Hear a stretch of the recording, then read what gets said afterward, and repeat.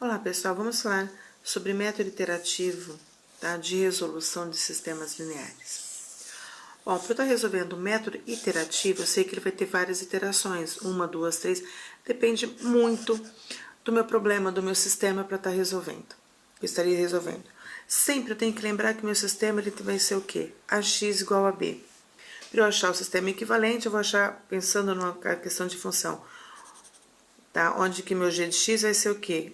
O vetorzinho das incógnitas, x, y, z ou mais. Cx vai ser exatamente essa parte do sistema modificada, tá? Onde minha matriz x vai continuar na matriz x, que é x, y, z, outras e mais incógnitas. A minha matriz A vai se transformar na minha matriz C, que é uma matriz modificada. A minha matriz B vai se transformar na minha matriz G, também modificada. Por que eu vou modificar? Porque eu vou estar isolando, no primeiro momento, do primeiro sistema, as variáveis x, y, z. Se eu tiver alguma constante multiplicando, eu vou ter que passar dividindo o restante do sistema. Bom, sempre eu preciso de uma solução inicial, tá? Que eu vou chamar de x0, minha solução inicial. Dessa solução inicial, eu vou achar a solução, a segunda, que é meu x1. De x1, eu acho x2, e assim vai até eu achar a solução do sistema, que seria meu xn.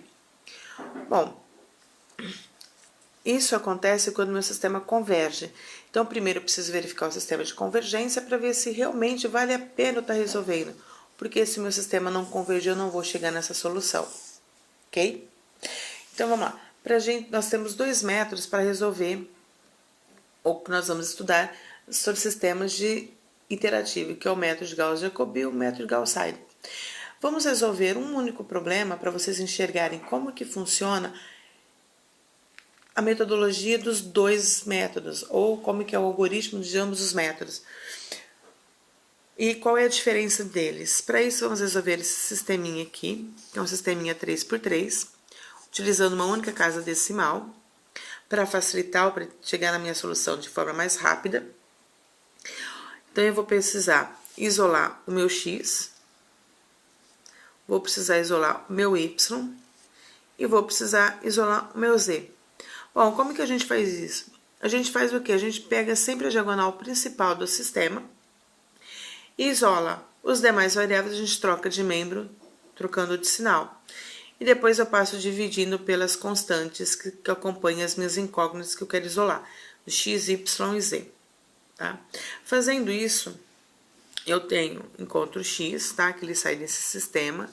Então, eu vou estar encontrando x, que vai ficar y em z, o y, que eu vou precisar de x e de z para estar calculando, e o z, que eu preciso de x e de y para estar calculando. Então, para isolar, eu vou passar o x, o y e o z do outro lado, e vou dividir pela incógnita ou pela constante que acompanha a incógnita x, que é 10. O mesmo eu vou fazer para y e para z. Bom, eu vou obter essa divisão, vou obter essa equaçãozinha aqui, para cada um. Bom, com isso eu vou ter o quê? Nitidamente meu sistema dessa forma. X vai ser 0,2y menos 0,1z mais 0,9. O y, menos 0,1x mais 0,1z mais 1. E o z menos 0,x menos 0,1y mais 1,5, 1,2. Então, aqui eu tenho meu sisteminha, tá? Considerando todos uma casa decimal, tá? Todas as minhas divisões. E aqui eu preciso tirar daqui o meu x0. Então, o meu x0 eu vou usar quem? O termos independente de x. Se eu precisar, se eu não tiver aí, eu quiser utilizar o zero como x, y, z, eu posso. Só que eu vou ter uma interação a mais. E concordem comigo que se eu substituir x, y, z igual a zero, vai me sobrar só o termo independente. Então, eu posso já usar ele como meu x0. Tá? E encurtar uma iteração. Sendo que 0,9 vai corresponder ao meu x0, 1 vai corresponder ao meu y0 e 1,2 corresponde a z0. Então, vamos lá. Vamos resolver primeiramente pelo método de Gauss-Jacobi. Então, na primeira iteração, eu vou estar utilizando o sisteminha já modificado com o meu x0. Então, eu tenho 0,2 que multiplica y. O y vale 1, que é meu y0. Aí, eu tenho menos 0,1 que multiplica z. O meu z0 é 1,2. Mais meu termo independente, que é 0,9. Bom, então aqui eu preciso fazer uma multiplicação, aqui eu preciso fazer uma multiplicação, uma subtração e uma soma. Fazendo isso, eu vou encontrar o meu valor igual a 1. Para encontrar o y, eu tenho lá menos 0,1x, meu x vale 0,9, mais 0,1, o que multiplica z. O meu z vale 1,2, mais 1. Se eu fizer essas continhas, tá? Aqui essa multiplicação eu vou estar somando, com 1 eu vou encontrar 1. Para encontrar o z, então eu vou estar fazendo a menos 0,1 que multiplica x, o meu x vale 0,9, mais menos 0,1 que multiplica y, meu y vale 1, e mais 1,2. Se eu fizer essa multiplicação soma, eu vou encontrar o valor para z igual a 1. Então, o meu x1, ele vai ser quem? 1, 1 e 1. Bom, como ele é diferente, tá? x0 e x1 são diferentes, então, meu x1 não é solução, tá?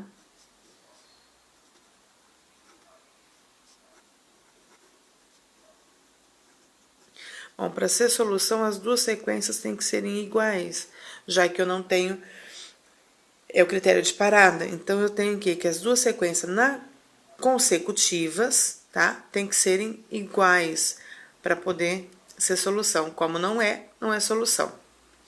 Então, nós vamos para a segunda iteração. Na segunda iteração, agora eu vou esquecer o x0 e vou estar trabalhando só com x1. Então, x, y, z valem 1. Então, lá eu tenho 0,2 y, meu y vale 1, menos 0,1, que multiplica z, o meu z vale 1, mais 0,9. Fazendo as continhas, lembrando que eu tenho uma casa decimal, então eu vou estar já aproximando, como eu fiz na iteração 1. A mesma coisa para encontrar o z, o y é menos 0, 1, x, meu x vale 1, mais 0,1 z, meu z vale 1, mais 1. Fazendo a multiplicação e soma aqui, eu vou ter 1. Para encontrar o valor de z, eu tenho menos 0,1x, o meu x vale 1, mais menos 0,1, que multiplica y vale 1, e mais 1,2. Fazendo multiplicação e soma aqui, eu tenho 1. Bom, então, meu x2 aqui, que eu encontrei é 1, 1 e 1, para x, y, z. Bom, eu tenho que meu x1, ele é igual ao meu x2. Se as duas soluções de sequência são iguais, então eu tenho que meu x1 é solução do sistema.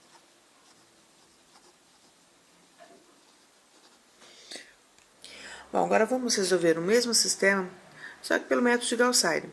Vamos lá, na primeira iteração, vamos usar o mesmo sisteminha e o mesmo x0, tá?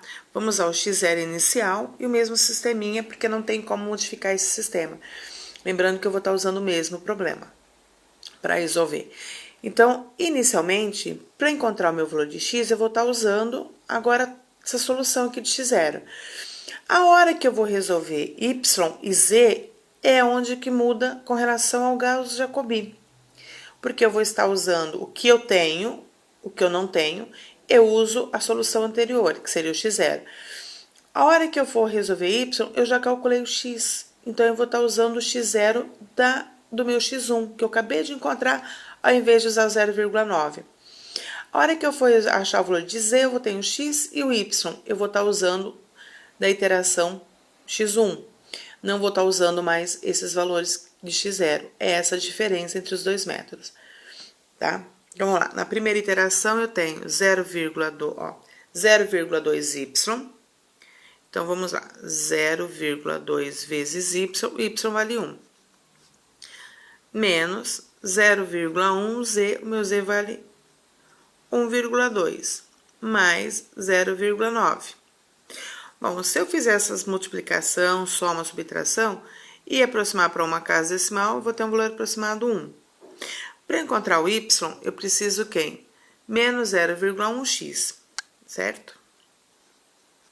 Só que em vez de eu usar o x do x0, eu vou usar esse aqui que eu acabei de achar.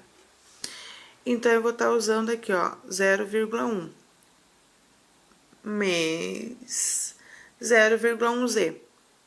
Então, mais 0,1z.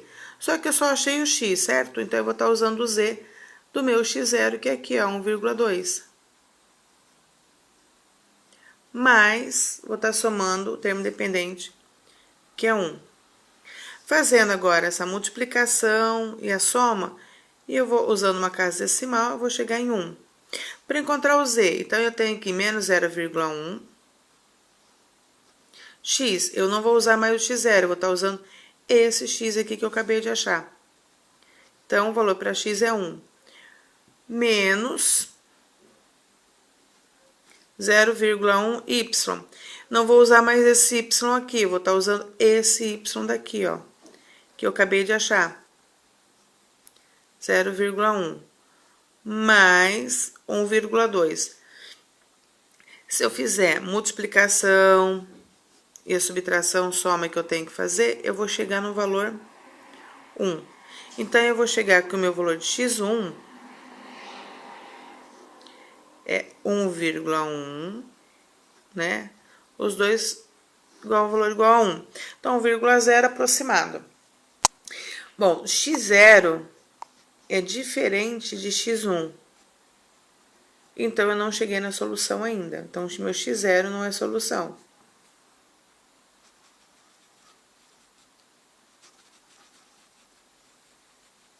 Se não é solução, eu preciso fazer uma segunda iteração. Bom, aí eu inicialmente vou estar usando todos os valores de x1. Para calcular o y e o z, fazemos igual à iteração anterior, eu não uso mais os valores que eu já achei desse aqui. Vou usar x2.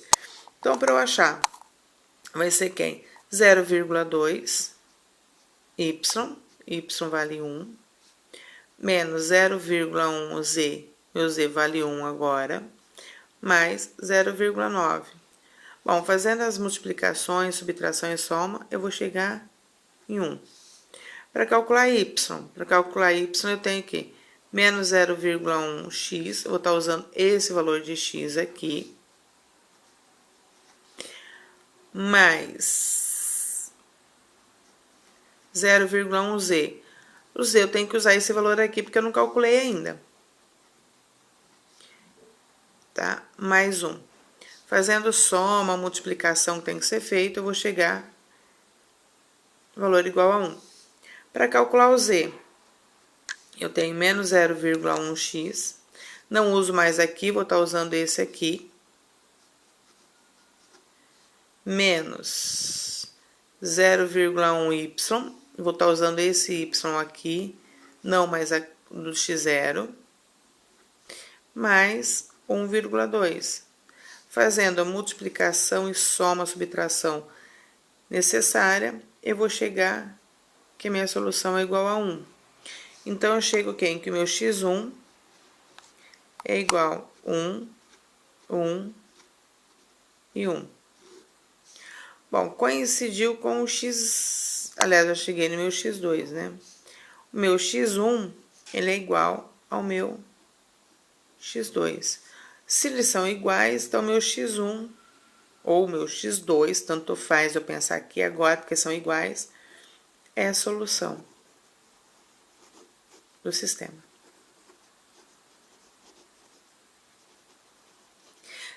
Bom, qual que é a diferença? Para resolver, é só eu estar substituindo o método aqui. No método, a substituição, para quem eu faço? A que eu acabei de calcular, ou 100% da solução anterior.